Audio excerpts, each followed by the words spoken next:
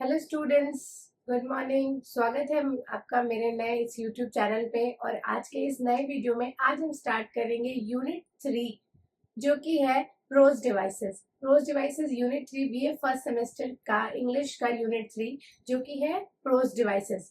Pros devices में आपको पढ़ना है कुछ 10 टॉपिक। जैसे कि डिवाइसेस में आप समझ रहे हो कि पोइट्री में आपने पढ़ा होगा सिमिली, मेटाफर और ये सारी चीजें होती हैं, वो पोइट्री डिवाइसेस होती हैं। और प्रोज डिवाइसेस डिवाइसेस मतलब किसी चीज को इस्तेमाल करके कोई चीज बनाना। तो कोई प्रोज भी लिखने के लिए आपके पास कुछ डिवाइसेस होने चाहिए, तभी वो अच्छा प्रोज बनेगा और लोग उसको पढ़ेंगे, वो लोगों को पढ़ने में मजा आएगा। तो हमें क्या पढ़ना है? सबसे पहले प्रोज डिवाइस में हमको पढ़ना है थीम। थीम क्या होता है? थीम होता है आपका बेसिक और कोर उस स्टोरी का। बिल्कुल जो कोर उसका मतलब होता है ना, कोर से उसके मतलब जो निकलता है वो कहलाता है थीम। जैसे कि हम कोई मूवी देखते हैं, साईफाई मूवी देखते हैं, फिक्शन मूवी देखते हैं, हॉरर मूवी देखते हैं, कोई डरावनी मूवी देखे या फिर कोई लव स्टोरी देखे, तो उसका बेसिक थीम क्या कहलाएगा कि ये लव लव पर बेस है, रोमांटिक मूवी है, तो इसका बेसिक थीम क्या कहलाएगा? ये रोमांस है इसका थीम। अगर कोई हॉरर मूवी देखे तो इसका जो थीम कहलाएगा वो कहलाएगा गोर, हॉरर, और कहलाएगा। तो इस तरीके से जो बेसिक मतलब होता है, जो बेसिक मीनिंग निकल के आती है उस स्टोरी की, वो कहलाता है उसका थीम। और ये डीपर लेयर्स में होते हैं, आपको सबसे पहले पता नहीं चल जाएगा, आपको बस कहानी पता चलेगी कि अच्छा ऐसा ऐसा ऐसा ऐसा हुआ था। लेकिन आपको खुद समझना पड़ेगा कि राइटर इसमें समझाना क्या चाह रहा है। राइटर जो समझाना चाहता है, राइटर जो मैसेज देना चाहता है, वो कहलाता है उस वर्क का theme. Real meaning, core meaning of a work is called theme. Second आपका आता है पॉइंट ऑफ व्यू। आपने कई बार सुना होगा, कोई शब्द कोई कहता है, कोई बात कोई कहता है, आप किसी से बात कर रहे हो तो कोई कोई कहता है कि मेरा पॉइंट ऑफ व्यू ये है कि आपको ऐसा नहीं करना चाहिए था। तो ये पर्सनल पॉइंट ऑफ व्यू मतलब आप क्या सोच रखते हो, आपका क्या सोच है किसी शब्द, किसी भी ए टू जेड थिंग के बारे में। तो राइटर कहता है पॉइंट ऑफ व्यू। अब राइटर कुछ लिखेगा तो वो उसकी सोच ही ना होगी, सोच करके उसका जो सोच होगा, उसकी जो समझ होगी समाज को लेकर, वो उस चीज को वैसे लिखेगा। तो उसका वो पॉइंट ऑफ व्यू हो गया राइटर का। तो ऐसे 4 पॉइंट ऑफ व्यूज होते हैं राइटर के। पहला होता है first person point of view, second person point of view, third person limited point of view, and third person omniscient point of view. तो first person point of view क्या होता है कि राइटर जब जो है ना बिल्कुल आई बन के कोई बात कहता है, एज अ स्टोरी पर्सन, वो स्टोरी टेलर वो खुद है उसमें, और वो खुद प्रोटैगनिस्ट, और वो आई आई करके बात करता है, मैं, तो वो कहलाता है first person point of view. इसमें तो सीधा राइटर ही आ गया, तो वो उसका पॉइंट ऑफ व्यू तो वो मैं करके बात करता है, तो ये राइटर का सीधा सीधा पॉइंट ऑफ व्यू रहता है, सीधा सीधा पर्सपेक्टिव रहता है उस वर्क के प्रति राइटर का। सेकेंड आता है second person point of view, that is called you. आपको पता होगा ना, first person, second person, third person. First person I we, second person you your, third person he she it they. तो second person को आप समझ सकते हैं यू, तुम। तो तुम वाला कॉन्सेप्ट जो है वो बहुत कम होता है, और वो लगभग लंबे नॉवेल्स में अक्सर आता है कि तुम राइटर वहां प्रेजेंट है और वो तुम कह के बात कर रहा है, वो तुमसे बात कर रहा है। ठीक है, तो ये कहलाता है second person point of view. अब आता है थर्ड पर्सन लिमिटेड।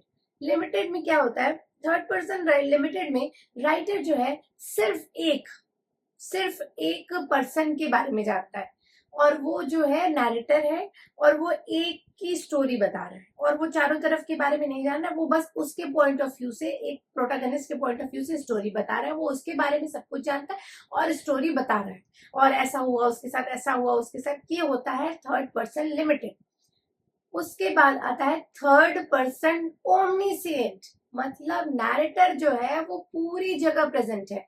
वो सिर्फ एक प्रोटैगनिस्ट के बारे में नहीं जानता, वो एंटागोनिस्ट के बारे में भी जानता है, वो एंटागोनिस्ट क्या सोच रहा है उसके बारे में जानता है, जो सपोर्टिंग कैरेक्टर्स हैं उनके बारे में भी जानते हैं कि वो क्या सोच रहे हैं, वो क्या करना चाहते हैं। तो ये होता है third person omniscient point of view.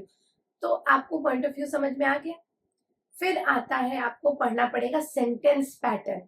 अब कोई वर्क आप पढ़ रहे हो, तो उस वर्क आपको जब तक अच्छी तरीके से सेंटेंस में नहीं लिखा रहेगा आपको मजा नहीं आएगा। आप कोई नॉवेल पढ़ोगे, शॉर्ट स्टोरी पढ़ोगे तो आपको पढ़ने में मजा आना चाहिए, तो उसका सेंटेंस वैसा होना चाहिए, वर्ड्स चॉइस ऐसे होने चाहिए कि वो आपको पढ़ने में आनंद दे। तो सेंटेंस पैटर्न आपको पता है ग्रामेटिकल से, सब्जेक्ट वर्ब एंड ऑब्जेक्ट, ये होता है प्रॉपर सेंटेंस पैटर्न। सब्जेक्ट होना चाहिए, फिर ऑब्जेक्ट होना चाहिए, फिर वर्ब होना चाहिए, फिर क्लॉजेस लगते हैं, कंपाउंड क्लॉज, और ये सब आपको सब पता हो, ये सब डीपर मीनिंग है।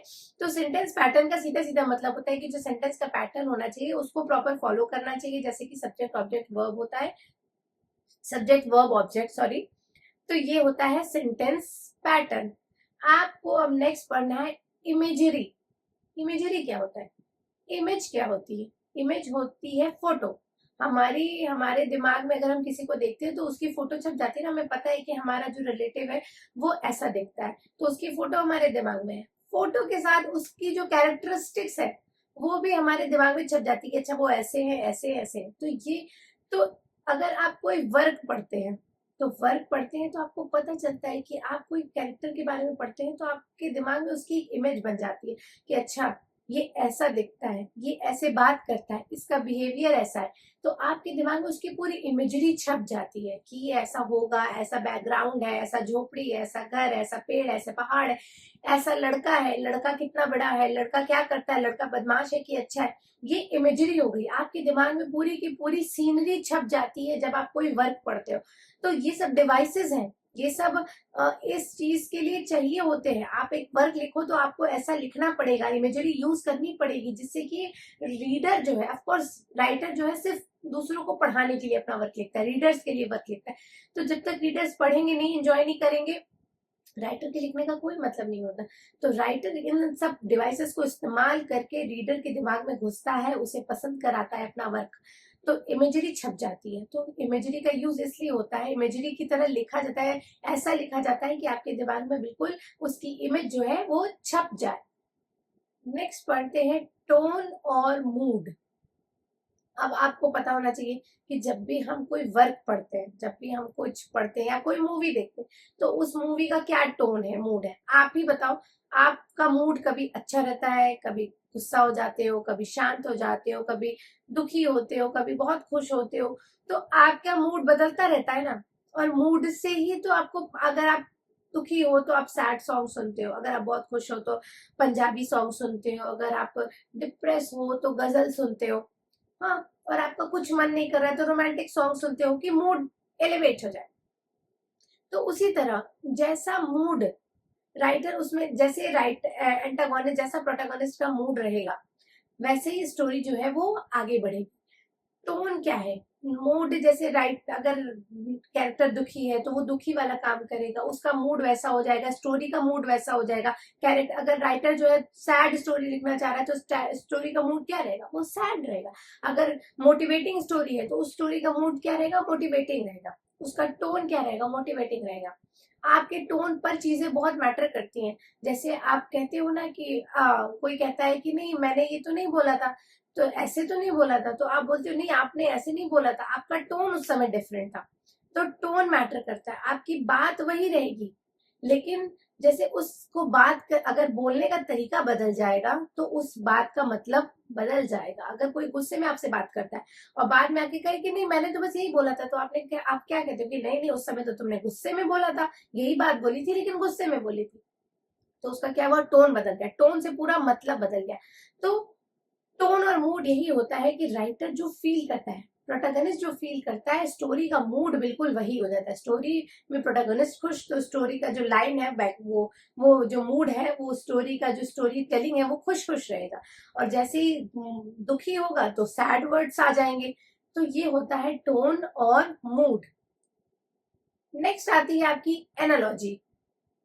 एनालॉजी आप कह सकते हो कि बिल्कुल किसी चीज को बिल्कुल ऐसा कंपेयर कर देना, कोई बहुत बड़ी चीज है और बिल्कुल छोटी चीज, बिल्कुल मीगर, बिल्कुल नॉर्मल चीज से उसको ऐसा कंपेयर कर देना कि ये दोनों बिल्कुल एक है।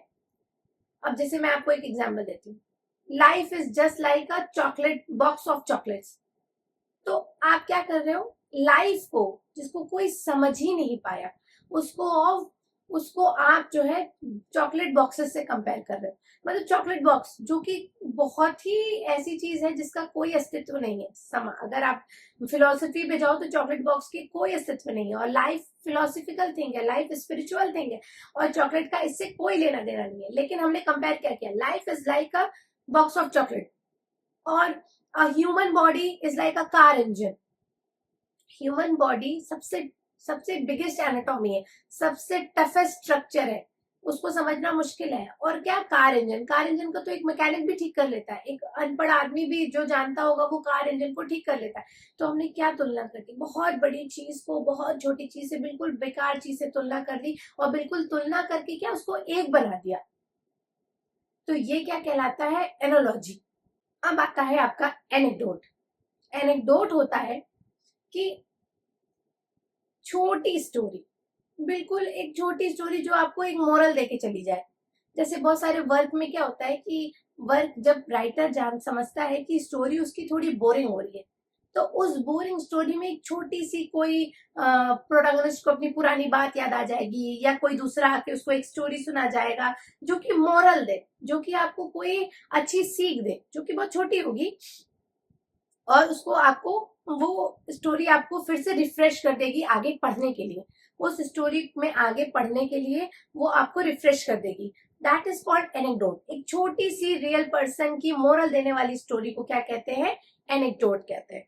और ये सिर्फ वर्क की बात नहीं है, ऐसे भी एनेक्डोट्स चलते हैं, छोटी छोटी स्टोरीज होती हैं जो कि आपने मोरल साइंस में पढ़ा होगा। जब आप छोटे होगी तो सेकंड थर्ड में पढ़ते होगे ना मोरल साइंस, उसमें मोरल सिखाता है, छोटी छोटी स्टोरीज होती हैं। आप छोटी छोटी स्टोरी से समझते हो कि हाँ क्या क्या, अच्छा ये सड़क पर ऐसे नहीं चलना चाहिए, कछुए और उसकी स्टोरी, सॉरी खरगोश की स्टोरी, कछुए और खरगोश की स्टोरी। तो दीज आर एनेक्डोट्स, छोटी स्टोरीज, लेकिन आपको रियल सिनेरियो में आपको जीने का तरीका समझाए, रियल इंसिडेंट बता दे। कभी क्या कि आपको कभी मिल्खा सिंह की स्टोरी बता दी जाए कि मिल्खा सिंह ने कभी ऐसे किया था, कभी जवाहरलाल नेहरू ने ऐसे किया था। तो ये छोटी छोटी रियल पर्सन की स्टोरी जो कि आपको मोरल दे, और रियल पर्सन के अलावा कोई भी ऐसी स्टोरी जो छोटी हो और आपको moral they, that is called anecdote. अब आते हैं हम एंटीथेसिस में। एंटी मतलब उल्ट होता है, उल्टा, और थीसिस मतलब कुछ एक्सप्लेन करना।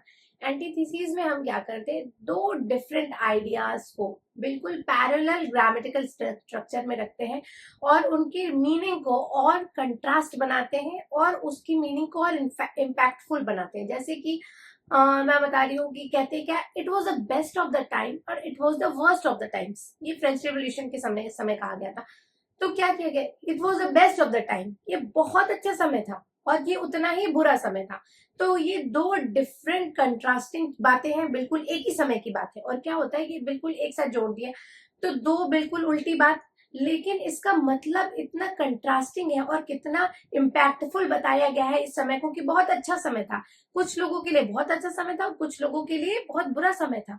तो ये दो, इसको इसलिए इस्तेमाल किया जाता है कि आपको उसका मतलब बहुत ही ज्यादा अच्छे से समझ में जाए।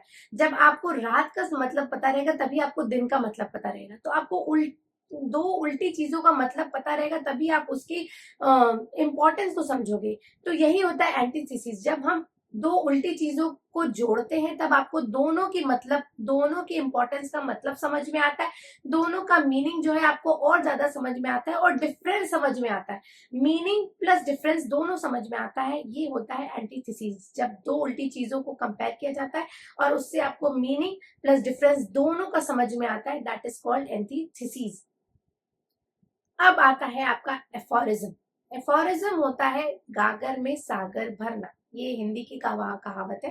एफोरिज्म मतलब बहुत छोटी लाइन में बहुत बड़ी बात कह देना।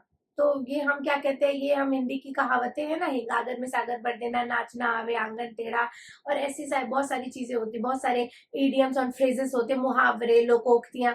तो यही होती है एफोरिज्म, कि छोटी छोटी बात में उसके बहुत सारे मतलब, नाचना आगे नावे आंगन टेढ़ा, एक ऐसी लाइन है, इतनी छोटी सी लाइन है, आप उसमें क्या कह रहे हो कि जब आता ही नहीं है कोई काम करने तो सीधे सीधे लोग बहाना बना देते कि अरे ऐसा नहीं है वैसा नहीं। तो मुझे आपको समझाने के लिए कितना लंबा बात कहना पड़ा, और मैं कह देती हूँ कि नाचना आवे आंगन टेढ़ा। तो ये क्या हो गया, सीधे छोटी सी बात में मैंने अपनी पूरी बात समझा दी, अब मुझे इसके बाद कुछ भी कहने की जरूरत नहीं है। तो ये होता है एफोरिज्म, छोटे लाइन में सेंटेंसेस में अपनी पूरी बात कह देना, बहुत बड़ी बड़ी बातें कह देना, ये कहलाता है एफोरिज्म। एफोरिज्म को गागर में सागर भरना भी कहते हैं, कि जो छोटी सी गगरी है उसमें हमने पूरा सागर भर दिया। तो सागर भर दिया, छोटी सी बात में हमने, छोटी सी चीज में, छोटी सी बात में बहुत बहुत बड़ी बातें कह दी, ये कहलाता है आपका एफोरिज्म। एफोरिज्म के बहुत बड़े एग्जाम्पल है Francis Bacon. Francis Bacon BA first semester में आपके हैं, आपके कोर्स में प्रिस्क्राइब्ड है, जो कि आपको पढ़ना है उनका ऐसे ऑफ स्टडीज, तो वो भी मैं पढ़ाऊंगी, बने रहिएगा। बेकन के एसेस बहुत बढ़िया है, आपको सिर्फ कोर्स के लिए पढ़ने की जरूरत नहीं है। बेकन के ऐसे आपको ऐसे भी पढ़ने चाहिए, समझने चाहिए, क्योंकि वो लाइफ में बहुत बहुत हेल्प करते हैं आपको। ये कई लाइंस तो उनकी ऐसी है कि वो हर कोई इस्तेमाल करता है, हर कोई यूज करता है। तो ऑफ स्टडीज तो जरूर पढ़िएगा, साथ में उनके हर ऐसे उनके ऑफ से शुरू होते हैं। तो बेकन के ऐसे पढ़ना मस्ट है इंग्लिश लिटरेचर स्टूडेंट्स को। नाउ नेक्स्ट है आपका डिक्शन। डिक्शन क्या होता है? Diction is a choice of words. आपके वर्ड्स की चॉइस क्या है? अब जैसे मैं एज अ टीचर आपको पढ़ा रही हूँ, यूट्यूब पे आपको पढ़ा रही हूँ, आप मेरे वीडियोस देख रहे हो, तो मेरा चॉइस ऑफ वर्ड्स क्या होगा? मैं आपसे आप कह के बात करूंगी, आप मेरे स्टूडेंट्स हो तो मैं आपसे अच्छी भाषा में बात करूंगी, सिर्फ पढ़ाई की बातें करूंगी, मैं आपको समझाऊंगी तो समझाने में भी मेरी भाषा जो है बहुत भद्र होगी, बहुत सभ्य भाषा होगी, और मैं चिल्ला नहीं सकती, मैं ये नहीं कर सकती। तो यही होता है चॉइस ऑफ वर्ड्स। और मैं अपने घर में बात करूंगी तो मेरे चॉइस ऑफ वर्ड्स डिफरेंट रहेंगे। तो राइटर जो है, राइटर जब कोई वर्क लिखता है तो उसका जो वर्ड रहेगा, वो जो कहना चाहता है, अगर जैसे उसका कोई कैरेक्टर है बहुत रस्टिक है, गांव का है, तो उसकी भाषा क्या होगी?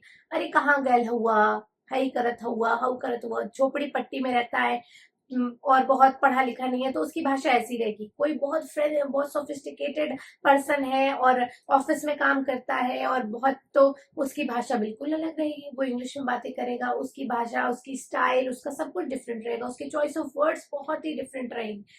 तो ये होता है डिक्शन, और डिक्शन हर कैरेक्टर के साथ बदलता है। राइटर का डिक्शन जो है, अगर एक कैरेक्टर उसका बहुत गरीब है और बहुत झोपड़पट्टी में रहता है तो उसका चॉइस ऑफ वर्ड्स अलग रहेगा। एक औरत है जो कि घर में हाउस मेकर है, उसका अलग रहेगा।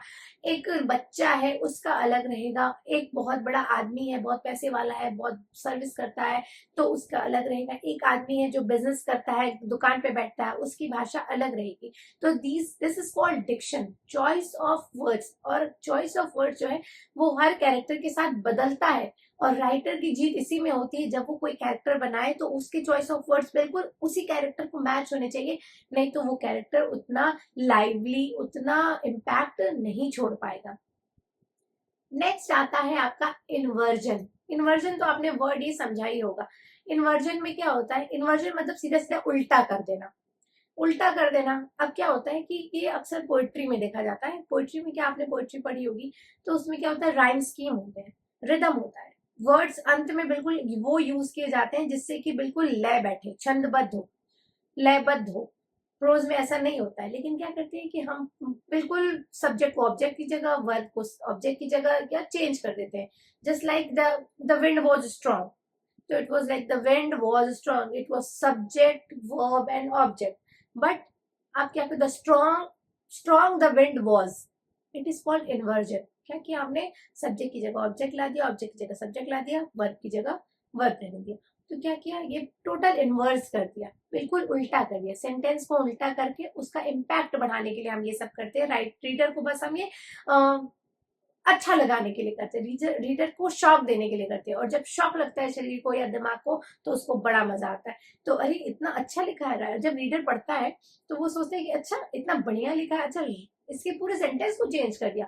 तो क्या हुआ? हमें शॉक लगा, हमने पढ़ा और ये बिल्कुल उल्टा मिला हमें, तो क्या हुआ? हमें बड़ा मजा आया।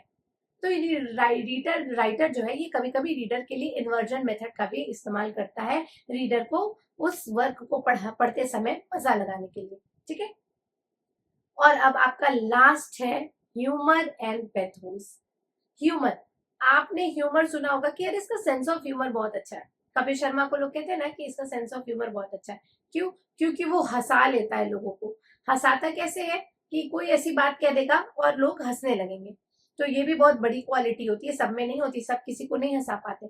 तो ह्यूमर, हंसाने की क्वालिटी, एक रीड राइटर की सबसे बड़ी क्वालिटी है कि अगर वो कोई कॉमेडी लिख रहा है तो उसमें हंसाने की काबिलियत होनी चाहिए, लोग पढ़े और बिल्कुल हंसने लगे कि अरे क्या बात लिखती है, बिल्कुल हंसी आनी चाहिए। ये होता है ह्यूमर, आपको हंसी मजाक सुनाइए। अब आता है लास्ट में पैथोस, ह्यूमर का उल्टा पैथोस। पैथोस मतलब दुख।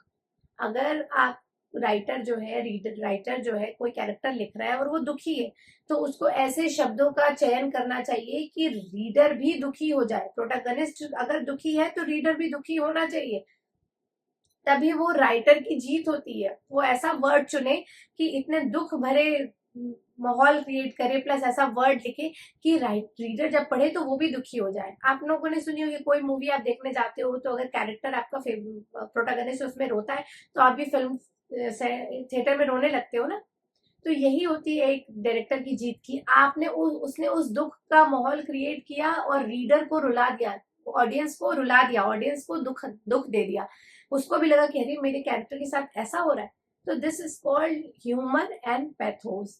तो मैंने आपको प्रोज डिवाइसेस समझा दिए हैं, पूरा हिंदी में बहुत ही इजी लैंग्वेज में बताया कि ये होता क्या है। देखिए, डेफिनेशन तो आपको याद करनी पड़ेगी, विदाउट लर्निंग आप एग्जाम नहीं दे पाओगे मेरे समझाने से। लेकिन हाँ, जब मैंने आपको हिंदी में इतने इजी भाषा में समझाया है कि वो भाषा अगर आप अब डेफिनेशन याद करोगे तो आपको बहुत जल्दी याद हो जाएगा, क्योंकि आपको चीजें समझ में आ चुकी हैं। और मैं क्या करूंगी ना कि अब डेफिनेशन को मैं एक्सप्लेन कर दूंगी, मैं एक कॉपी पे लिखूंगी और डेफिनेशन कैमरा लगा के आपको डेफिनेशन एक्सप्लेन कर दूंगी, जिससे क्या होगा कि आपको दोनों चीजें क्लियर हो जाएंगी और आपको बहुत जल्दी याद हो जाएगा। और याद नहीं करना है तो कुछ नहीं, उसको 2-3 बार पढ़ लीजिए, वो याद हो जाएगा। और समझ तो आपने लिया, ये समझने के बाद रटने की जरूरत नहीं होती। तो आप लोग इसी तरह बने रहिए मेरे वीडियो के साथ। अगर पसंद आए तो प्लीज लाइक शेयर और सब्सक्राइब कीजिएगा।